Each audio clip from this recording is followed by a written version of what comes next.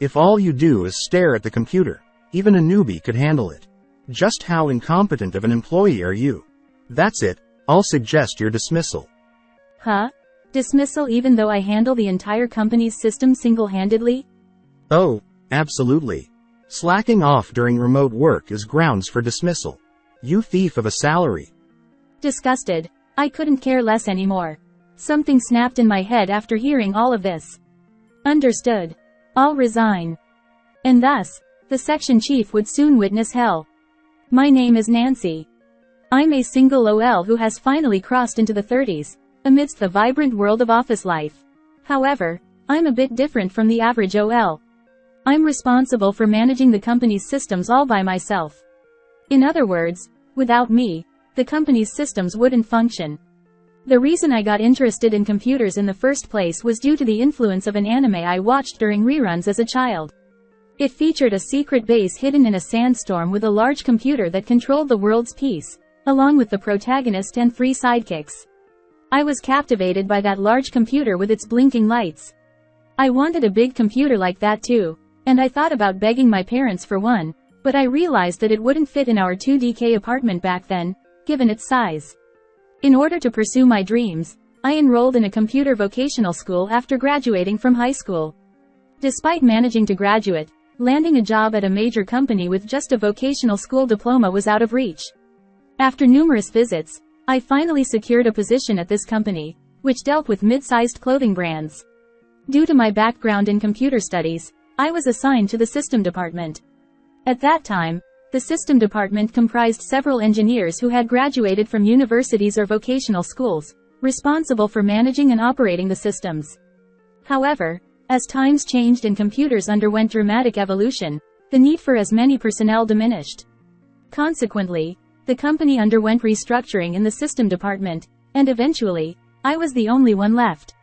Eventually, the system department was dissolved, and I became a member of the General Affairs section in the General Affairs department. One day, the head of the General Affairs section decided to retire due to family reasons and take over the family business.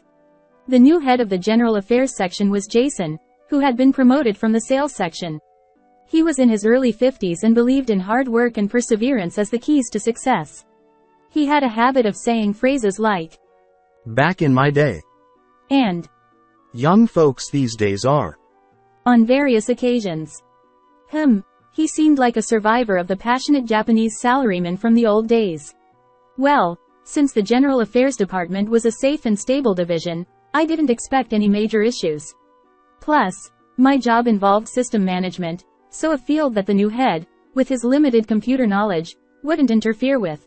So, I felt reassured. However, that was too naive.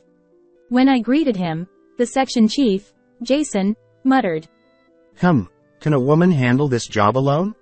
I retorted inwardly. Don't underestimate me just because I'm a woman. Of course, I kept that to myself. In our company, due to the emergency declaration caused by the virus, a remote work system was implemented to enable work from home. However, since the general affairs tasks are somewhat inconvenient to handle remotely, it was decided that one person must come to the office on rotation. Despite that, unrelated to this, I was assigned to come to the office separately from other employees for system-related tasks once a week. One day, my scheduled office day coincided with the section chief's. I was in the machine room, checking the system's status while looking at the monitor screen. So this is a computer. Surprisingly small, isn't it? I heard a voice from behind. Oh, good morning, Mr. Jason. Good morning. But this room is so cold, isn't it? Isn't the air conditioning too strong? You're the only one here, right? The air conditioning in this room isn't for humans, it's for these machines. Computers have many heat-generating components, so they need constant cooling to prevent overheating. But if you stop the machines, you won't need the air conditioning, right? That's true, but the machines here operate 24/7, 365 days a year, so it's not that simple. Isn't that wasteful? Nobody's using them at night, right? His words irritated me. It's not wasteful, it's necessary. Electricity bills are high nowadays. At least try to cooperate with energy saving by raising the set temperature or something. But that's not feasible. Besides, the air conditioner here is old, so it needs to run at full capacity to be effective. I'll do my best to address that. It's unsettling how the section chief's outdated thinking is affecting things here. Gradually, a sense of unease started to grow within me. After Jason became the section chief, it was decided to conduct individual interviews at his behest. He expressed a desire to speak with each of us individually, which, of course, would also be part of our performance evaluations. Since the interviews were conducted using a video conferencing system, I made sure to dress appropriately from the waist up, but I remained in my sweatpants below the camera view. I also applied a bit of makeup. Alright, this should be fine. I thought as the time for the interview arrived and the section chief appeared on the screen. Good morning, Chief. I greeted. Good morning. I feel relieved to see you dressed properly. There are idiots who try to do interviews in their pajamas or sweatpants sometimes. I intend to lower the evaluations of those types. The chief remarked. Oh, I should have hidden my lower half. Now then, you work remotely more than other employees, but are you really getting your work done? I've just taken up this position, so I don't know about your performance. The chief inquired. Well, yes. My work is mostly computer-based, so remote work isn't an issue for me. During remote work, I monitor systems, schedule tasks, manage equipment, and provide assistance to colleagues as needed. I explained. I see. I'm not doubting you, but are you really doing your job properly? Do you have any tangible results? The chief pressed. Yes. You're definitely suspicious. When it comes to the results of my work, it would mean that the company's systems are functioning properly. I responded. The chief nodded thoughtfully. I see. However, from my perspective, and forgive me for being blunt, I don't think your job is that important. He smirked and continued. Actually, the current tasks could be handled by a female employee alone. I mean no offense, but I don't see the need for dedicated personnel. He's been saying, I mean no offense, over and over, but he's truly offensive. Besides, gender has nothing to do with system management. Wait a minute. Are you saying I have no value? I interjected. Well, based on my judgment, it's hard to say otherwise. The chief replied. I take pride in doing work that matches my salary, even during remote work. I insisted. Work always yields results, right? The chief remarked. Exactly. So, ensuring the systems operate smoothly is like the result of my work. I explained.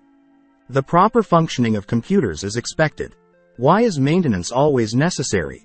Even cars only need inspection every 2 years, right? The chief countered. Cars and systems are completely different. Don't you understand the importance of system management? I couldn't help but stand up in excitement. Impressive words, but they lack conviction when you're dressed in those sweatpants. Oops. He saw my lower half. If you're so confident, try documenting your job. If you can do that, I'll consider it as tangible results. Understood. I'll create an excellent manual covering all aspects of the company's systems. Oh, it doesn't have to be complicated. Just outline the procedures. That way, anyone can do your job. Wait, does that mean I'm not needed? I inadvertently found myself at a loss for words, and the chief seemed to interpret it as agreement. All right, then that settles it. I'll leave it to you. And with a click, the screen went blank. Phew, that was exhausting. I sighed, feeling defeated. That night, I was drinking whiskey alone, nibbling on my favorite crackers. It was quite a modest drinking party. Sigh. Only sighs escaped me. At that moment, drawn by the smell of crackers, my loyal 3 servants approached. I gave them commands. Lopros, take to the sky. Meow. Poseidon, head to the sea. Meow. Rotom, transform. Meow. You guys are good at responding, huh? How about saving your master from danger? While petting my servants who were enjoying their share of crackers as a reward, I pondered my future. Well, que sera sera. As the old saying goes, life has its ups and downs. I gulped down the remaining whiskey. I was tasked with selecting the model of tablet to be used for sales purposes at the company. While it was for sales, I believed it needed to have enough performance to connect to the internal system for tasks like attendance management and expense reporting. However, when I proposed this to my section chief, he rebuked. Not necessary. Not necessary. It seems like you're choosing based on your preferences. Don't you think about cutting expenses if you're considering the company? It seemed for him, cutting expenses mattered more than efficiency. Understood. I will reconsider. I replied. Of course. He said. If we can reduce expenses here, it will improve my evaluation. Absolutely follow my instructions. Prioritizing one's own evaluation over streamlining company operations. Oh well, it can't be helped. I headed into town on a Saturday off, aiming to find a cheap tablet and try it out in person. Not bad at all. But the price is quite something. I thought. Good things come at a high price. The attractive ones always seem to correlate with the performance and the price tag. The section chief always demands the impossible. I guess I'll have to compromise and just consider the price. I concluded. Eventually, that was the verdict, and I started heading back towards the station. On the way, I passed by a flashy sign for Hooters. It seemed like this city had quite a few of these establishments now. As I watched, the door opened, and a couple came out, a provocatively dressed lady and a man. The lady in the daring attire said, "Well then, darling. See you soon. Come back real soon, okay?" With a wave, she bid farewell, and the man replied, Yeah. I'll definitely come back. Can't have you forgetting about me. The customer also said goodbye before they parted ways. Oh wow. Darling? What's that all about? Are they playing couple or something? But wait, that customer's voice sounds familiar. And when I looked at their face, it hit me. Hey, was it Jason, the section chief? I stood there in shock, and then he called out. Oops. He's coming here. Without thinking, I turned away from the section chief and headed towards a nearby stall, placing a random order and ending up with a piping hot gratin. Somehow, I managed to avoid the section chief. I hurriedly took refuge on a bench in the park and started eating the gratin. This gratin is delicious. I mused as I savored my favorite dish, recalling the scene I had just witnessed. So, the section chief. He's into Hooters, huh? And being called, darling, made him look completely flustered. Well, I guess everyone has their own preferences, no point in judging. With that, I took another bite of the remaining cheese and got up from my seat. I was worried that I might burst into laughter if I saw Jason's face and didn't know what to do, but fortunately, we didn't have any chance encounters, so I just went about my work as usual. However, one day while working remotely, I noticed a discrepancy in the inventory management of the computers slated for disposal. The number of laptops didn't match between the end of last month inventory and the end of this month inventory. Well, they were quite old models and slated for disposal, so it wasn't something to worry about too much. But since there were disposal costs associated with these computers, I had to claim expenses for the quantity, and the amount didn't match the actual disposal fees. More than anything, the mismatch in the number of disposed computers bothered me. Then, one day, I was browsing through an online auction. As I lazily scrolled through the listings of computers, one caught my eye. Oh, this is the same as the one we used at the company before. I thought. The description read. Description. It's an old model but has been tested and works fine. It's ready to use right away. I see, despite some signs of use, it's quite a bargain. The seller's name was Jay. A name like a movie protagonist. Jay? I was a bit curious, so I checked out this person's listings. They had listed several used computers, all of the same model. Something seems fishy. I thought. Feeling intrigued, I bookmarked the listing for further investigation. The relationship between my section chief and me remained as contentious as ever, and his attitude towards me became increasingly strict. He pressed me to explain in detail the work I was doing while telecommuting. What's this work report? You're just browsing the net and watching videos most of the time during telecommuting, aren't you? Internet searches are part of my job for research purposes, And videos serve as reference materials. You can verify which sites I visited through the browsing history. Work is about delivering results. That's what counts as achievements and leads to evaluation. Without any tangible results, it means you're not working, not worthy of evaluation. Well, my job is to ensure the smooth operation of the system. I've explained this multiple times, haven't I? So, if the system runs smoothly, you're not working, right? How do you come to that conclusion? This section chief simply doesn't understand my job. Telecommuting is just an excuse to slack off beyond my supervision. What exactly do you do while telecommuting? I'm responsible for managing the company's systems, maintaining them, and handling any issues. HMPH, even a rookie can stare at a computer. Really, how incompetent can an employee be? Anyway, I've had enough. I'll suggest your dismissal. Dismissal even though I handle all the company's systems single-handedly? Of course. Slacking off during telecommuting equals getting fired. You're just stealing a salary. I'm exasperated. I don't care anymore. Something snapped in my head after being pushed this far. Fine. I can't work with you anymore. I'll resign as you wish. Don't come crying back to me later. Even though the 21st century is nearing its 4th decade, there are still primitive-minded people like him surviving. Finally made up your mind, huh? Do as you please. I feel relieved now. With that, the screen went blank. He should learn the struggles of system management. I couldn't contain my anger and impulsively threw the cat's toy I had nearby. Feeling exhausted, I brewed some coffee and returned to my computer, only to receive a call from the department head during a video conference. Oh, yes. This is Nancy. Sorry to disturb you while you're busy. Is it okay to talk now? Yes, it's fine. What can I help you with? So, I was just talking with Jason, the section chief. He mentioned that you're considering leaving the company, and I wanted to have a chat about it. It's about the earlier conversation. The department head must be struggling with Jason too. I may be old-fashioned as well, but I believe I understand the company's systems and your job managing them. However, he insists he can't comprehend your work, and accuses you of slacking off during telecommuting. It's quite troublesome. It's not a laughing matter. But I've reached my limit. Being called a slacker and a salary thief, I just can't continue working like this. Well, try to calm down a bit. I'm also troubled by this. I intend to address this issue seriously. No, I've already decided to resign.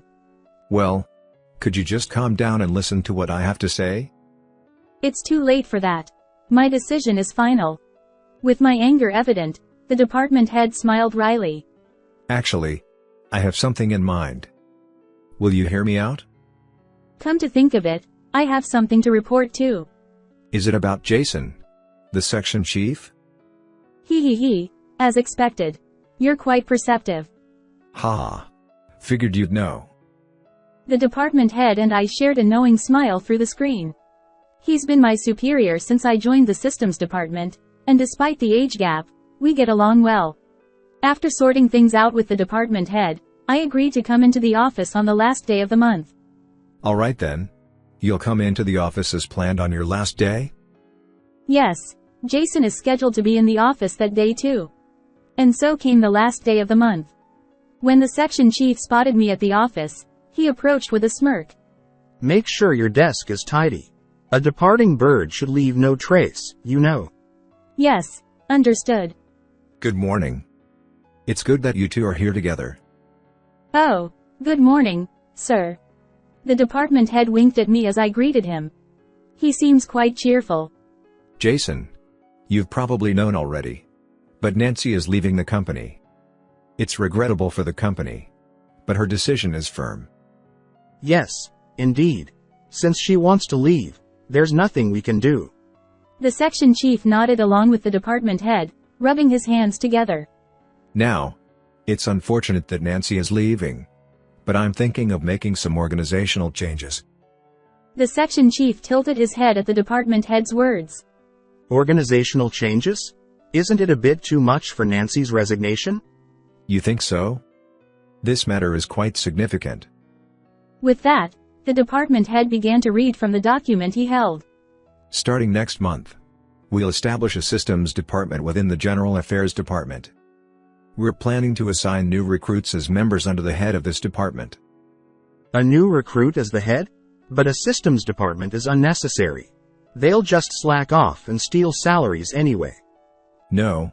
If anyone's a thief, wouldn't it be you? Huh? I don't understand what you're implying. The section chief was clearly unsettled.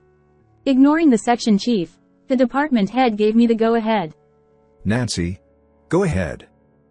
Yes, sir. Well then, section chief, did you know that recently, some computers slated for disposal have gone missing? I didn't know anything about that. Since disposing of electronic equipment like computers incurs disposal costs, you properly billed the expenses to the department, right? Yeah. I should have taken care of that already.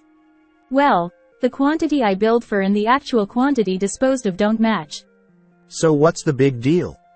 That means only a fewer number of computers have been disposed of than the amount allocated by the company. I find this suspicious. That's, a mistake on the computer's part. It's not a reliable system, so it's bound to have errors like that. Oh, really? Well, I happen to be the one who designed that unreliable system. The department head responded with a smirk. The section chief froze with his mouth agape. Nancy, please continue. The department head instructed. Yes. So, the discrepancy amounts to about $2,000. This amount seems to be missing. Additionally, regarding the missing computers, I found out that the same models have been listed on an online auction site. So, I purchased one to investigate. Upon inspection, the license number matched our company's records, confirming that these were indeed the company's discarded computers. Interestingly, the seller goes by the name, J. Jay? What in the world? The department head burst into laughter. Wait, it wasn't me. Indeed, the shipping address wasn't the section chief's. It belonged to someone else. And who might that be? The department head inquired, already knowing the outcome and grinning. That person turned out to be a college student working part-time at Hooters. Apparently, she was entrusted with computers by regular customers and instructed to ship them to designated recipients. I see. And what was the name of this customer? She received a business card, and the name on it was. There was an audible gulp from the section chief. Jason. At Hooters, he went by the name, Darling. Jason's shoulders slumped in defeat. So, Jason, do you have anything to say? The department head asked. No, Well, technically, this could be considered theft and embezzlement. This is a serious crime. The department head remarked. I apologize. The section chief mumbled. One more thing. What did you do with the money you made? The department head inquired. Well, The section chief faltered, so I answered in his place. It seems he spent it on his favorite girl at Hooters. The college student mentioned earlier was his favorite, and he was quite fond of her. grr. It was all over for him. Now, Jason, are you willing to admit to your wrongdoing? The department head asked. Yes, I'm sorry. Well, if I wanted, I could report this to the police. But considering the company's reputation and if you can compensate for the damages, I might let it slide. The department head said. Yes, of course. Please, have mercy. The section chief pleaded. In that case, we'll demote you from your position as section chief and reduce your salary for about 6 months. Forget about any bonuses. Is that too lenient? The department head gestured towards me, and I shrugged and nodded slightly. As a result of this incident, Jason was demoted from section chief to a regular employee and faced a 6-month pay cut. The next day, I went to the office as instructed and headed to the department head's office. There, I received my appointment letter. System Division Chief Nancy. Yes. I had intended to resign at the end of last month, but thanks to the department head's arrangement, I underwent a transfer instead of resignation. In other words, I was promoted from a general employee in the General Affairs Department to the newly established System Division Chief. Well, Nancy. I'm counting on you as the chief. Ah, even though you call me chief, it doesn't quite feel real. It's just me, after all. No. Since it's the system division, you'll have subordinates. They should be arriving soon. Just then, there was a knock on the door, and someone entered, apologizing. Section Chief Jason. I mean, Mr. Jason. What? Nancy, what are you doing here? Hey. Hey! You shouldn't speak to your superior like that. Huh? The department head smirked and explained. Nancy resigned yesterday, but as of today, she has been appointed as the new chief of the system division. And you'll be reporting to her. Huh? Huh? Reluctantly, I found myself in sync with Mr. Jason. What the hell is this? Mr. Jason's scream echoed in the office. Well, I said Nancy would be the new chief of the newly established system division. And you'd be her subordinate. Sir, are you serious? Mr. Jason was my boss until last month. Exactly. I'll strongly protest against such malicious personnel decisions. I see. Well, in that case, there's no other choice. If Jason feels like he has no place in this company anymore, then that's fine, I suppose. With a flushed face, Mr. Jason said, I have my pride too. I can't accept such personnel decisions. I decline this company's offer. It's a shame. Even though we let you stay in the company out of kindness. All right. I understand. I'll agree with your opinion. That's fine.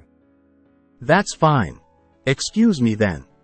With a rough sound of the door, Mr. Jason left. And Mr. Jason left the company. As a result of this incident, he ended up being dismissed. Now, Mr. Jason won't be able to go to his beloved Hooters anymore. Well, finding a new job should be the top priority, but at his age, it might not be so easy, right? I don't care, though. I've heard rumors that he blew through his savings and his wife found out. Maybe his personal life is in trouble too? I don't care, though. I became the chief of the system division, and while the nature of my work hasn't changed much, the process for applications now goes directly to the department head, making my job a bit easier. By the way, it seems the General Affairs Division Chief is also held by the department head. Today, I was at the office on a day off for machine maintenance. Now that I'm the chief, I sat in a slightly elevated chair, checking the progress of the maintenance. Come to think of it, I haven't been back home for a while. Maybe it's time for a visit to show filial piety. As I pondered this, I realized I was drifting off. No, I need to focus on work. I turned back to the monitor and started checking the numbers. I do love computers, after all. As the fulfilling days returned, I couldn't help but feel a sense of happiness.